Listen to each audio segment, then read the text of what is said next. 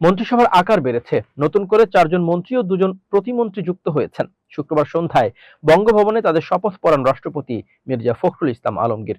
মন্ত্রী হিসেবে শপথ নিয়েছেন বিএনপির স্থায়ী কমিটির সদস্য ডক্টর আব্দুল মঈন খান। তাকে দেয়া হয়েছে স্থানীয় সরকার মন্ত্রণালয়। বিমান প্রতিমন্ত্রী এম রশিদুজ্জামান মিল্লাত পূর্ণ মন্ত্রণালয়ের দায়িত্ব পেয়েছেন। জাতীয় পার্টি অর্থাৎ বিজেপির চেয়ারম্যান আন্দালিব রহমান পার্থকে দেয়া হয়েছে তথ্য মন্ত্রণালয়ের দায়িত্ব। আর বান্দরবান থেকে নির্বাচিত সংসদ সদস্য সাচিং প্রুজেরিকে দেয়া হয়েছে পার্বত্য চট্টগ্রাম বিষয়ক মন্ত্রণালয়। অন্যদিকে প্রতিমন্ত্রী হিসেবে শপথ নেওয়া হুমায়ুন কবিরকে করা হয়েছে পররাষ্ট্র প্রতিমন্ত্রী। গাইবান্ধা 4 আসনের সংসদ সদস্য মোহাম্মদ শামীম কায়সার লিংকনকে করা হয়েছে ধর্ম প্রতিমন্ত্রী। তথ্য ও সম্প্রচার মন্ত্রী জহির উদ্দিন স্বপনকে মন্ত্রীর মর্যাদায় প্রধানমন্ত্রীর উপদেষ্টা করা হয়েছে। রাষ্ট্রপতি হিসেবে শপথ নিয়েছেন মির্জা ফখরুল ইসলাম আলমগীর। ভারপ্রাপ্ত স্পিকার ব্যারিস্টার কায়সার কামাল শপথ বাক্য পাঠ করান। প্রধানমন্ত্রী, মন্ত্রিসভার সদস্যবৃন্দ, বেসামরিক ও সামরিক কর্মকর্তাবৃন্দ এবং বিশিষ্ট ব্যক্তিবর্গ শপথ অনুষ্ঠানে উপস্থিত ছিলেন। মির্জা ফখরুল দেশের 23তম রাষ্ট্রপতি।